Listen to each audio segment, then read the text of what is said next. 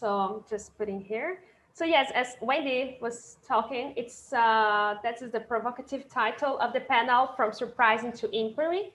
And the main question will to explore to which extent does serendipity open the doors to creative abduction. As we listened a lot about serendipity and creativity here, I thought that I should focus on abductive reasoning that I've been studying. So what I simply did was to put some quotes that are not usual when you read about abductive reasoning. So I'm going through the quotes and then I'm putting the questions, and then I'm very excited to listen to your thoughts and reflections on the theme. So what is abduction? Abduction will be the kind of operation which suggests a statement in no wise contained in the data from which it is set out. There is a more familiar name for it than abduction, for it is neither more nor less than guessing. So perhaps this is a kind of reasoning, right, that we are looking for. A given object presents an extraordinary combinations of characters of which we should like to have an explanation. And that there is any explanations of them is a pure assumption. This is the assumption of abductive reasoning, that nature is explainable and we want to explain nature. And if there be such an explanation, it is some hidden fact which explain them, while there are perhaps a million other possible ways of explaining them if they are not all unfortunately false. So abduction as an interrogative mood. Surely, vastly more phenomena in nature are complex than simple. By its very definition, abduction leads to a hypothesis which is entirely foreign to the data. So it's seeing something that was not there, seeing a horse or a camel that wasn't there. To assert the truth of its conclusion ever so dubiously would be too much. There is no warrant for doing more than putting in an interrogation. To do that would seem to be innocent. Yet, if the interrogation means anything, it means that the hypothesis is to be tested. So, but what is such an interrogation? And here is when Peirce blends logical reasoning with emotional outcomes. So first, this interrogation is a sense that we do not know something. Second, is this desire to know it. And third, an effort, implying a willingness to labor for the sake of seeing how the truth may really be. If that interrogation inspires you, you'll be sure to examine the instances, while if it does not, you will pass them without attention. So here is finally from abduction as a reasoning from surprising to inquiry. This is the famous quote I just put in here in case you don't know, you haven't seen that. So what is abduction? Is that reasoning that starts with a surprise, this surprising fact that is observed, and we have this desire to explain that, assuming that nature is explainable. But if we come up with a hypothesis E could be true, this surprising fact will be a matter of course. So there is reason to suspect that A is true, but the conclusion of abductive reasoning, we are not saying that A is true, we are in fact asked, is A true? This is why this reasoning can be called from surprising to inquiry. So in a nutshell, abduction could be understood as a reasoning that enables and constrains our creative imagination. And here we can talk about what will be the difference between an abduction that's not creative and an abduction that is creative. And by encompassing a strategic combinations of aim, directed, and chance processes that results in trained guesses. Whereas abduction starts from the observation of a surprising fact, its conclusions should be accepted in an interrogative mode as a hypothesis worth of further investigation. And here comes the questions, and they are just to, you know, I know it's an evening there, so it's just to make us excited about the discussion, but we do not have to stick to these questions, they're just suggestions. So To which extent, that's the main question, can an investigation of the logic of abductive reasoning shed some light to the process of serendipitous discoveries? And would serendipity be a kind of abductive reasoning? What would be the role of accidental and chances processes to creative abduction? And to which extent can the process of serendipitous discovery be understood as a logical process of discovery? Can we discuss serendipity in the context of discovery as a logical context of discovery? Are there any sort of logical mechanisms that guide the researcher from surprise to inquiry? And that's it for now. Yeah. Fantastic, thank you. So, well, I'm going to take you up on your offer of a question or a first point of discussion, which so we obviously have two themes for this week. This day, which is creativity and serendipity. And I think abduction actually links the two quite nicely in terms of a form of reasoning that you might employ in both. But you suggested that there might be creative abduction and non-creative abduction. So perhaps you could talk about the link between creativity and abduction, and then how there could be an abduction that's non-creative. Yes, abductive reasoning starts with a surprising phenomenon that we want to explain, and at least if we call that in the scientific realm, and we come up with hypotheses. And how do we come up with hypotheses? So there are at least two differences between creative abduction and non-creative abduction. One it's from Magnani, and he will say that we have selective abduction and creative abduction. One, that we select a hypothesis to explain a problem from a pool of hypotheses, and the other, you create a hypothesis, generate a hypothesis that didn't exist. And I don't really like this difference, because when you select abductive hypothesis, you cannot select that as true.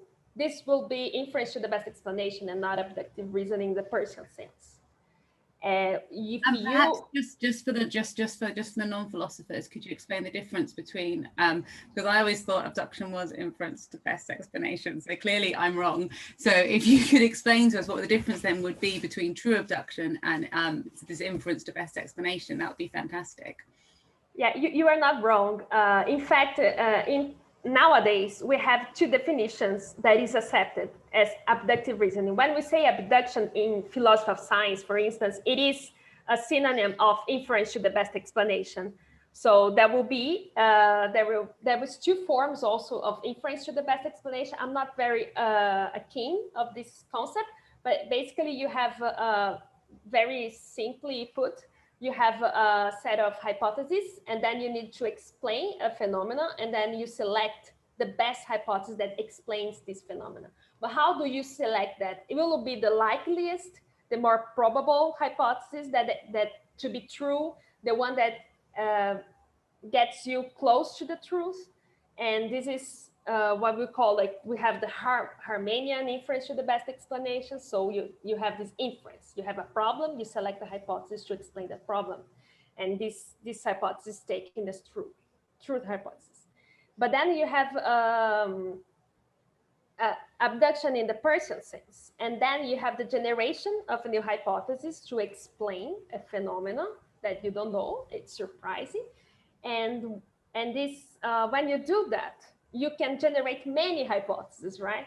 So then you say, okay, so if I select the best one, that is it inference to the best explanation? And this is why Peirce insists by the end of his life that the outcome and then conclusion of abduction is not an assertion. You do not affirm anything, you just suggest. So you suggest this is worth of further investigation. And then you have other stages of inquiry. And so, and the difference from a Peircean point of view from the two kinds of abductions, one we could call habitual abduction, and the second one, creative abduction. The habitual abduction will be when you come up with hypothesis that is habitual. You know, you need to generate, even though it's habitual, you know the hypothesis. You need to generate the hypothesis in order to explain the strange fact. And the strange fact could be any kind of fact. Could be a scientific one, or it could be daily life one. For instance, everything like my lights goes off, and then I need to explain that. And then, oh, of course, I do not have electricity anymore. So this, I came up with a hypothesis. It can be wrong, it can be false or true. And then I need to test that. And how do you test that? You go to the switch. How is that? Yes. Is it like, and then it turns on and off. It's, okay. And then you start turning every light on, and then you have a sign when, you know, it came back, it comes back again. So this will be habitual abduction. But what happens if you find something that you cannot explain? Then you need to generate a new hypothesis. And you can generate many of them. And then you can say, okay, which one should be tested first? And this is the very difference, because you choose the hypothesis to be tested first. So you may choose the less likely, the one that is least probable, because it's the simplest. So you just, you know, you dismiss that. Okay, I'm almost sure that's not because, I don't know, you know, if the light is off, I'm almost sure it's not because my neighbor was playing football there. But it's simpler to see if they are playing football, or to call to see what is really going on. So then, and that's why we will call the economy of research is a second step of abductive reasoning in the personal sense. Is that clearer? I think so. So then the creativity comes from the generation of the hypotheses. Yeah, fantastic.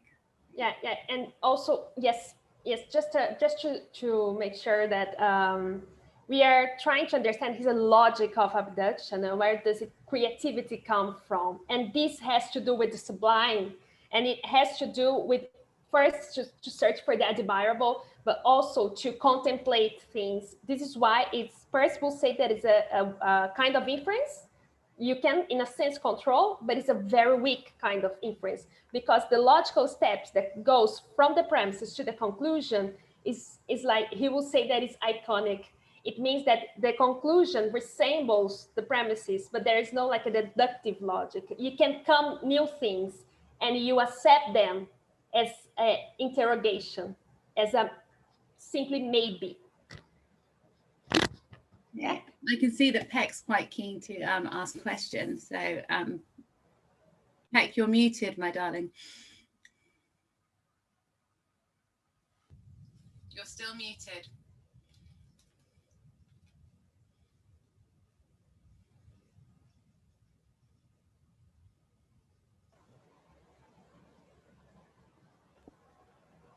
Aristotle used for what we call abduction, apagoge, and it was wrongly translated as abduction. A correct translation would have been retroduction. That is my first point. In Dutch, we have a word for it, herleiding. Second point is, Aristotle uses the moon as the different phases of the moon as an example in which you come up with the abduction that maybe moonlight is sunlight, and then you can test it by looking at the moon and test and check whether the lighted part of the moon is directed towards the sun. And what is interesting for Newton is that he wanted to prove that the moon is falling on the earth. And his first calculations were a failure because later on it appeared that the estimation of the distance between the moon and the earth was wrong. And then there were new estimations about the distance coming from France, and Newton restarted his calculations, and then he succeeded to prove mathematically that the moon is falling on the earth, but in such a way that it will never hit the earth, so to say. And then another point, the most, to my knowledge, the most famous example of abduction is Kepler. Kepler wanted to know what is the form of the orbit. And the 19th hypothesis appeared to be correct. That is what we call an ellipse, already known by the old Greek. They even had a formula of it. And the reaction of Kepler was, he said, he wrote in Latin, of course, I forgot all my Latin. He said in Latin, "What a donkey I am that I needed 19 abductions before the last one was good in his eyes." We still assume that the orbits are ellipses, otherwise we should never have reached the moon. And then I have a last point. What was it? In the early work of Umberto Eco, he distinguishes between three kinds of abduction: the undercoded, overcoded, and creative. In his later work, he adds a fourth kind of abduction that is a revolutionary one. Do you know the work of Eco? Yeah, in fact, I just read a paper from Francesco Bellucci. He is a Persian scholar, and he was telling exactly about the abduction in Umberto's Eco's abduction and Persian abduction. And the conclusion of Bellucci is that the meta-abduction from Umberto Eco is exactly what Peirce will call UR abduction. And what is this abduction that is the UR abduction? Is the abduction of abduction, because we first were trying to validate abductive reasoning, but how could you validate abductive reasoning? And then he validates that through abduction and induction. And to validate that on abductive reasoning, he proposed this meta-abduction, that is the abduction of abduction that supports all the abductions. And what is that? It's simply that you need to assume that nature is explainable. That's what I brought here in the slides. If you do not assume that nature is explainable, you can validate the abduction. But this is a abduction because it can be wrong. So as Einstein said, wrote the main two big traditions: the tradition of analyzing rationally. Another tradition is to experiment. And Einstein said, it's not, the surprising thing is not that those two were started in the West. In the time of Einstein, it was thought. The amazing thing is that those traditions were discovered at all. It's in a book called From the Wheel to the Computer, a very old book. Thank you. I'm an old man, so I have read other books, so to say. Thank you, Pek. It's a pity. I can see that Vlad and I can see that Vlad and Samantha both have their hands up, so maybe we'll listen to them and then we can always come back and just sort of keep cycling around. I think that would be nice. Vlad, did you have something you wanted to ask? I had a very small comment or question. Thank you so much for this very detailed, way beyond my comprehension, to be honest, of abduction. But it is a fascinating topic to me. And what I was thinking about in this distinction between jumping from close predictable hypotheses towards more distant types of hypotheses and explanations. I was thinking about the phenomenon of wonder and how it might articulate with all of this, because in many ways, wonder makes us question whether we need an explanation, or at least that whether we need a hypothesis of that kind altogether. And I wonder if that would be creative abduction, or that would be even a different kind completely. What are your thoughts about the relation between wonder and abduction? So much for the question. And in fact, there is another work I read from Nubiola, and it's on the references, that he calls abduction as the logic of surprise. And what is interesting about Peirce, and I will say something, and then you say if I'm answering or just making more confusion. But Peirce was very interested in logic. So he was not very much interested in emotion and wonder and aesthetics.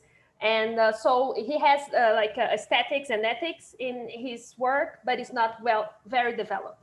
But when he starts asking what signs or what is the logical signs that we can explore to understand reasoning, he starts to seeing the signs that are not logical.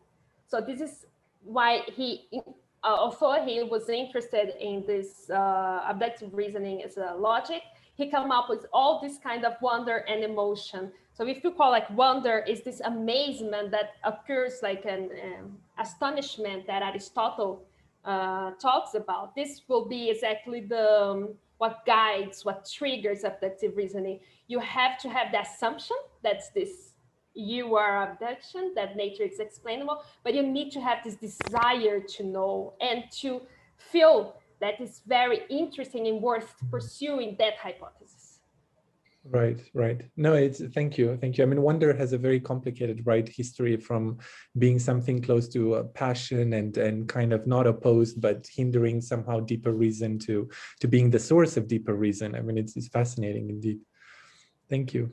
Ricardo, did you want to jump in at all to respond to Vlad? Yeah, I think I have an observation about this. Can you hear me? Yeah. Yeah. Okay. So people talk a lot about surprise and being astonished as what starts abduction, but I think that there are many other things, other maybe emotions, other feelings that start like just need or maybe anger. You need to solve that question. You're just irritated by that. I think there are a lot of emotions that trigger this need to explain things, to make us come out of our comfort zone, because we need to solve a problem. And in fact, before we started, I was thinking exactly about what Mariana said about this assumption that the world is regular, it has laws, it can be explained. So I think that when what you're trying to do with abductive reasoning in the logical sense is find relations, relations of cause and effect, but not necessarily just those kinds of relations. Right. And since it is not inference to the best explanation, you're not in a very well-defined system of knowledge, and you're not looking for a final answer, you're just looking for a good hypothesis. I think that partial relations, partial structures, and the notion of quasi-truth or pragmatic truth would be very useful in this context.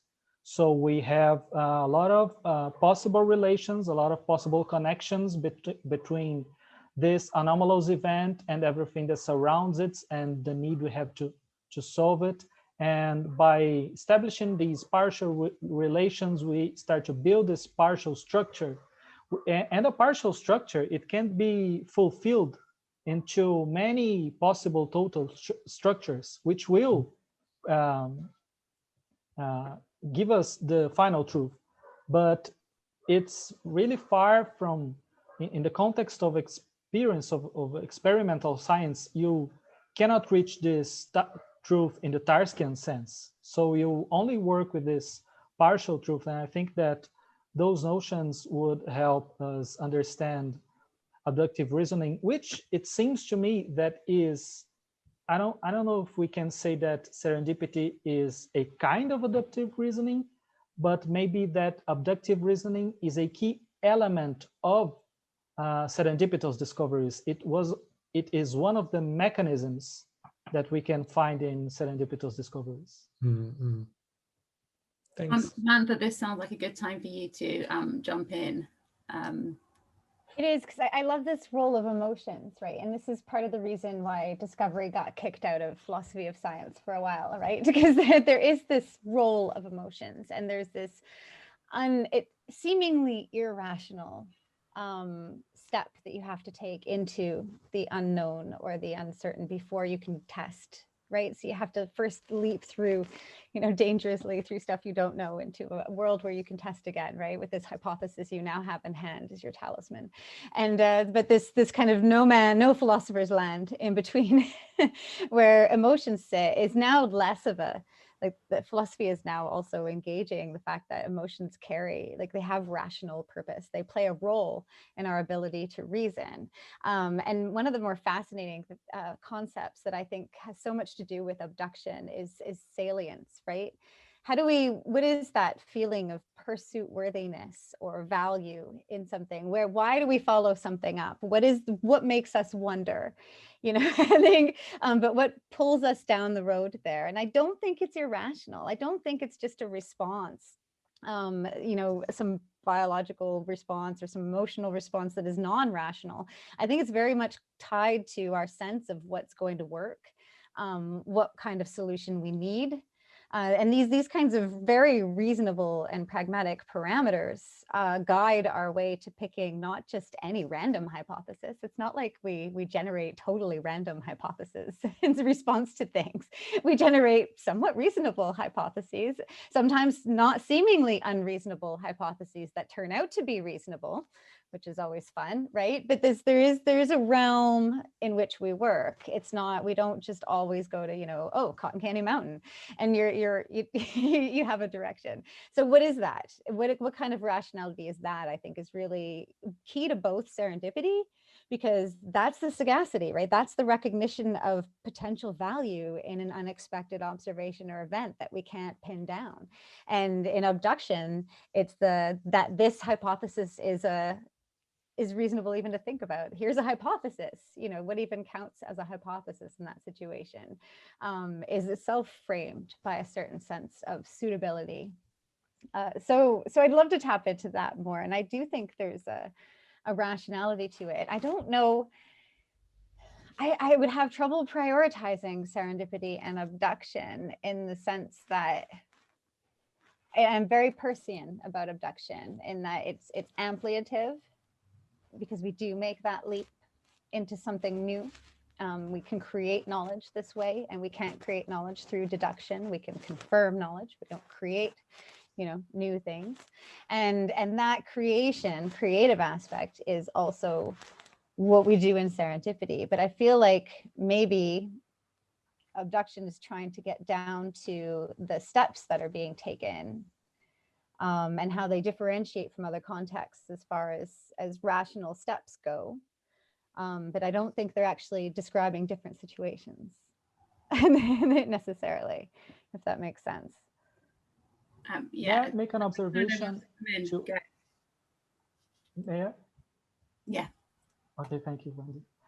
Just to answer a little point you made, Samantha, you were talking about how there are many hypotheses that present that we can imagine, but we narrow them down and we start seeking the ones that, no, we weren't. No, I don't think we start with a collection of random hypotheses any more than perceptively we start with all the perceptions in the room. We automatically, and this is but I don't think that's irrational. How do we, this is, I believe, a learned skill, a way of engaging with the world, but also it can be highly rational and skilled, depending on the kind of hypotheses we're talking about. But I don't think it's a two-step process. This is where I think the inference to the best explanation came in with abduction, is the assumption that first we have to think of all the hypotheses and then we narrow them down. I think we start with a pretty narrow set, and then we decide which one to pursue first.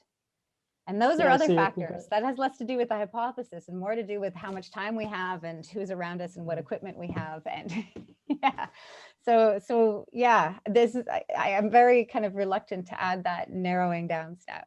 Yeah, because what I was gonna add is that I brought up pragmatic or partial truth or quasi-truth. And why I brought it up is that there's another aspect, is that when you're thinking about this possibilities, these things that could be true, but you could totalize this truth. You had access to all the data, but you don't have yet.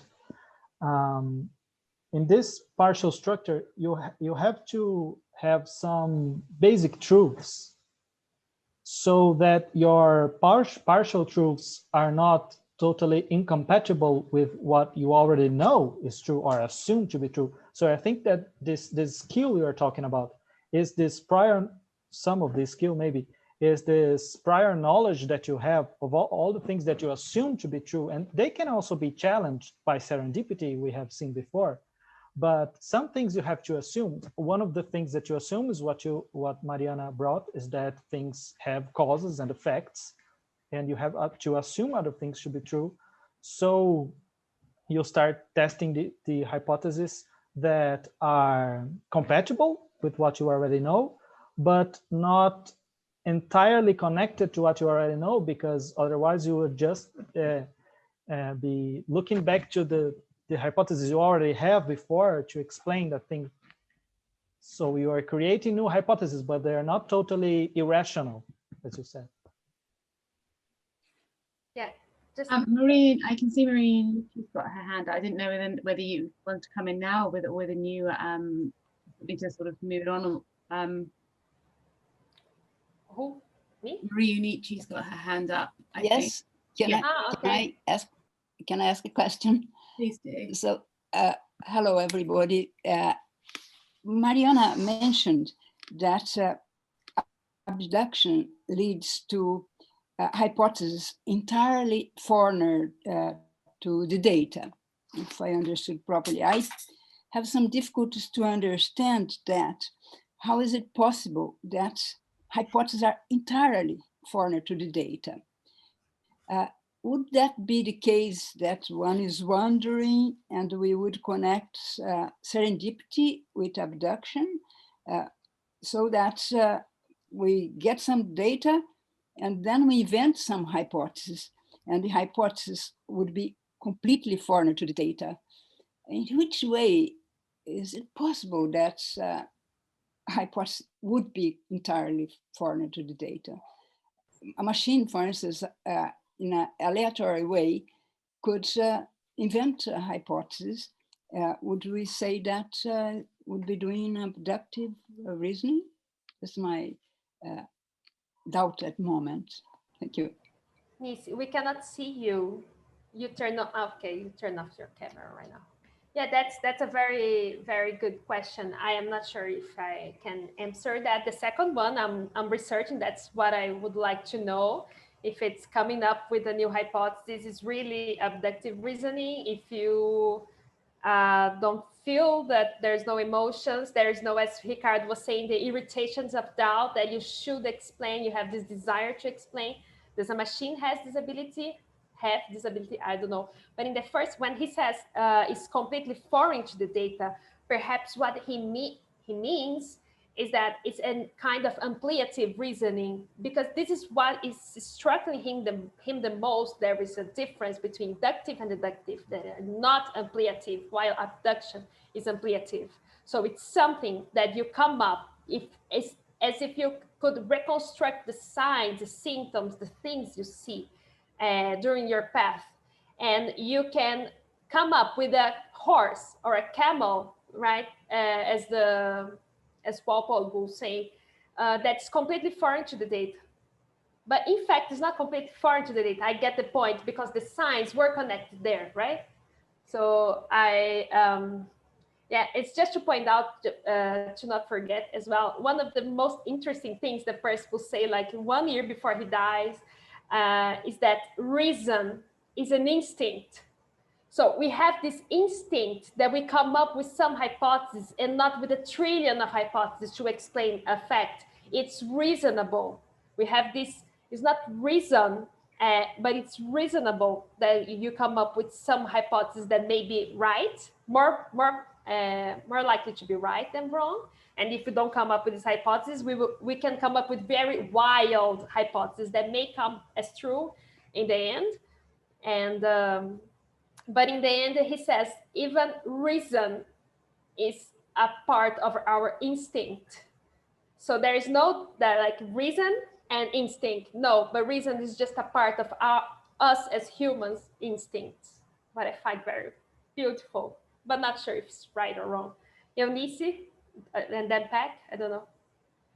A non-fingo hypothesis, Newton wrote, which is explained that for him a hypothesis is not fiction, it is non-fingo.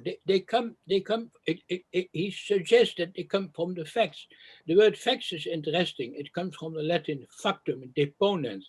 It describes that something is done to check the observation, whether it is fiction or not. And then you have to come up, you have to conceptualize, to invent, I should say, a hypothesis. And to invent a hypothesis is something else as to fingo a hypothesis. You Google on non-fungal hypothesis, and you end up on the shoulders of Newton. Thank you, Do you know the book On the Shoulders of Giants of Merton? No. I advise that it is as humorous as his book on serendipity. Okay. And Maria Eunice, do you want to say something more about it? I was just still connected with the question on wondering and serendipity, because if we don't have a criteria of relevance that connect our hypothesis with the data, it seems that wondering comes necessarily in backdoor. So there is no real rationality. But as you mentioned, there could be instinct. So we are wondering, sniffing something that leads us to data that is no direct connection with the hypothesis. But I still don't have very clear this statement on entirely foreigner to the data. Couldn't be. We are not foreign in this world, so we are not really completely out of data when we realize abductions and connect, even in a serendipitous mode. But it's okay. Thank you.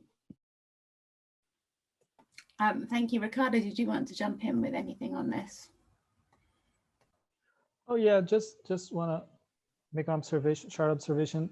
I also wrote it down when you said that they were completely foreign to the data. I thought it was weird too. I had the same impression that Eunice had, because really the hypothesis cannot be completely foreign. I understand in what sense he's saying that. It's not on the table. It's a new hypothesis and we are going to test it, but it's not completely absurd. It is connected by all the elements that may allow us to explain that thing. But it could be, right? I mean, theoretically, it could be. It couldn't be in deduction because otherwise it's not deduction. And it couldn't be in induction because induction comes from what we've experienced before. That's how we reason forward towards what may happen next, right? So we can only work with what we've already experienced in induction and in deduction. But abduction, I mean, is there anything Peirce says that actually limits the range? Because I think that we do limit the range of hypotheses we entertain, but I don't think we necessarily have to. And if we look at the history of science, there's been some hypotheses that, you could say are completely ridiculous, right? If we go to, and serendipity is great for that. Serendipity stories are exactly these kinds of hypotheses when they tell them in the way that they like to tell them. They're not always quite as extreme as they get told. But if you take something like H. pylori bacteria, I mean, in one sense, we see it now as strongly associated with the context. Of course, there's bacteria in the stomach now. We know, right? And we know why. We can explain it because we've inferred ourselves to the best explanation. But at the time of observation, it was highly surprising to see anything living in stomach acid. That was a ridiculous phenomenon. That went against everything we knew about the stomach. Again, there's more history that we could nuance to. Let's tell the story that in a fun way.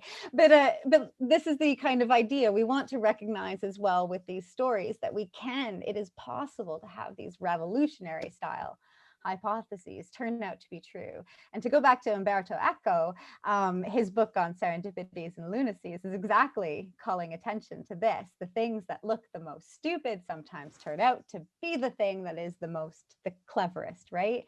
British farce is written on this concept. And so you've got this idea that we have this tradition of believing that sometimes that outlandish hypothesis gets made and then gets followed up and turns out to be the one. So to me, that's important. And so I don't want to, I'm not attacking what you're saying. I'm just, I feel like Peirce might have allowed it to happen.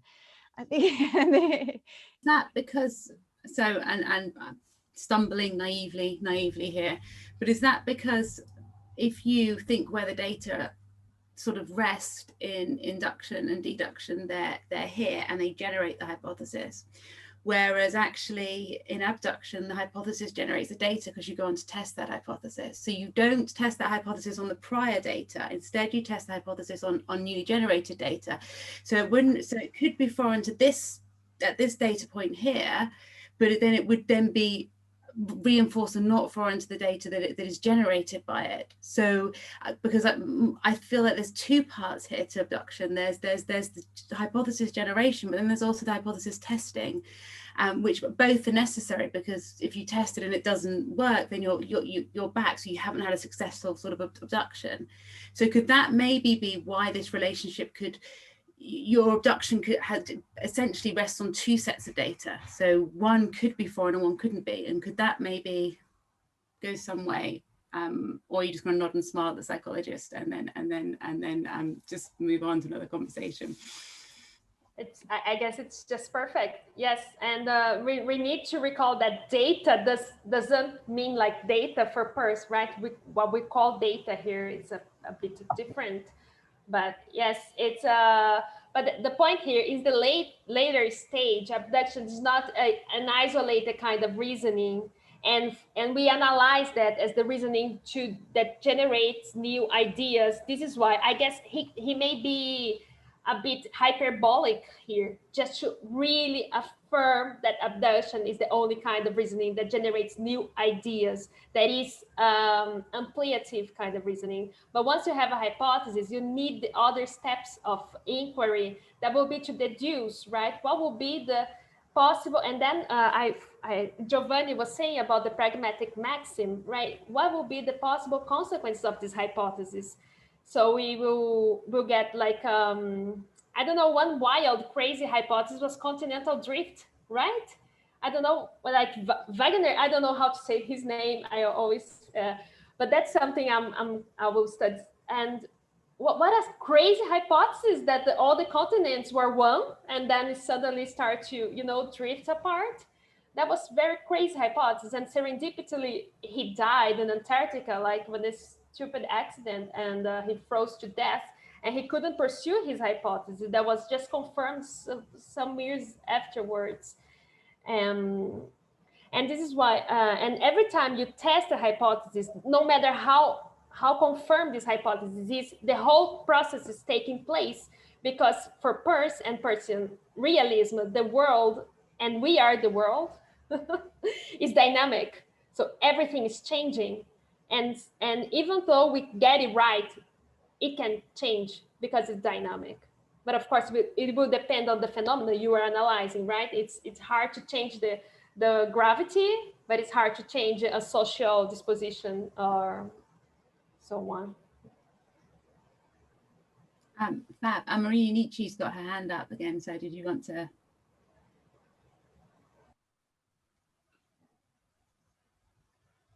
You're still muted. Yeah. Yep. I was just want to bring back the notion of data that Mariana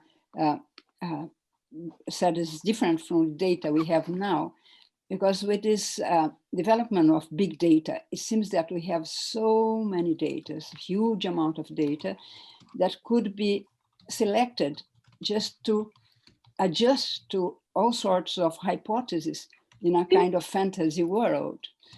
So my question now to Mariana, would it be possible to bring this mechanism of adjusting hypotheses to a select amount of data that would be of interest for certain groups, let's say? What do you think about that? Yeah, first I would like just to check about the time. Is that okay, Wendy? Yeah, we've got about another 5 minutes, so we're great. So I think we'll go to this. I can see that Tina's got a question as well, and then we'll sort of wrap it up after that. But we're all right. Okay.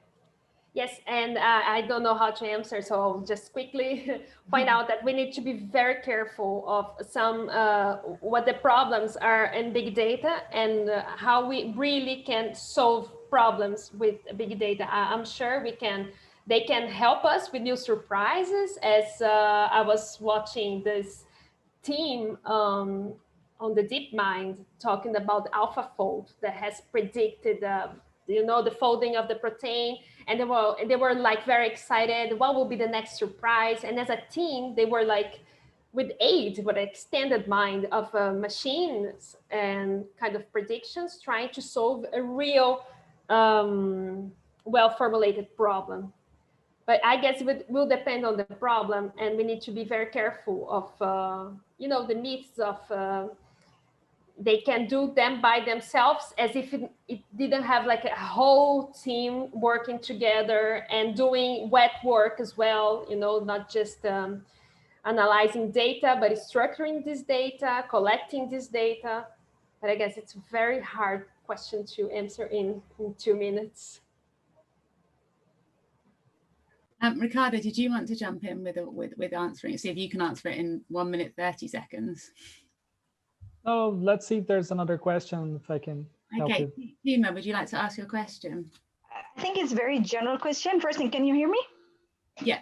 Okay, it's a very general question. I'm hearing a lot of people talking different, they have different views about things. And I'm thinking about exology, epistemology, and ontology.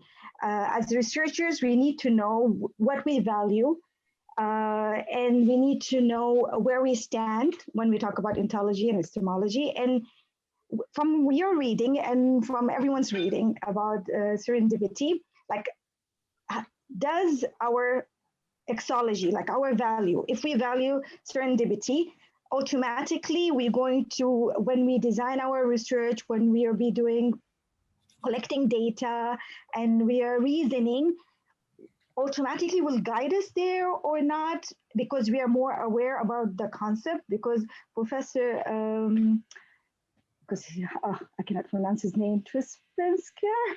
Sorry, he mentioned that we have to know what is serendipity, and we need to be aware of it before we channel our energy towards it. And also, when you were reading, can you detect, like from your reading, why certain scholars lean towards certain point of views or perceptions? Like we have positivism and interpretism, and we have realism. Like, does it relate? Is it clear what I'm trying to say? Like, because all of this knowledge in the end goes back to our beliefs and how we look at the truth, and how is it one truth or there are multiple truths out there? What kind of truth we're looking for? So is it clear what I'm trying to say, or too much information? Ricardo, did you need to clarify that, or are you happy to go ahead and answer?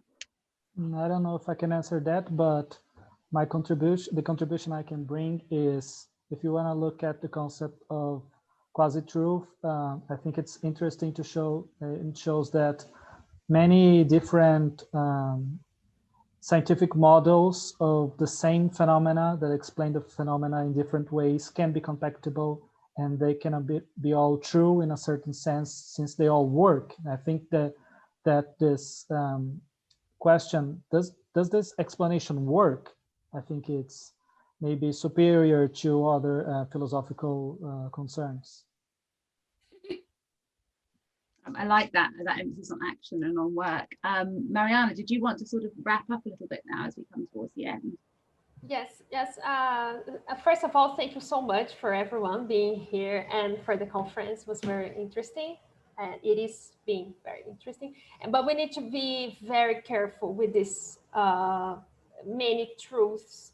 One thing we can pay attention is from the boundary conditions, something that is in the frontier of something and something else, some blurry. How could we state that is true or false if it's blurred in between something else? But now, as Nisi was saying, there's data for every kind of taste, and you can go there and they have this idea or this mask of truth or scientific truth. So we have plenty of journals, we have preprints out there, and you can just choose which one will confirm your beliefs and then just use that.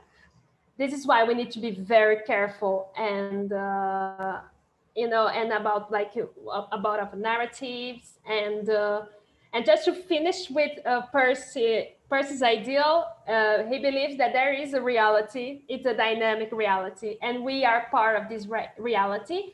And with a good reasoning, with abduction, deduction, induction, with good methodology, we can approach this reality collectively. So the reality is there, and it's the same reality to everyone in a sense.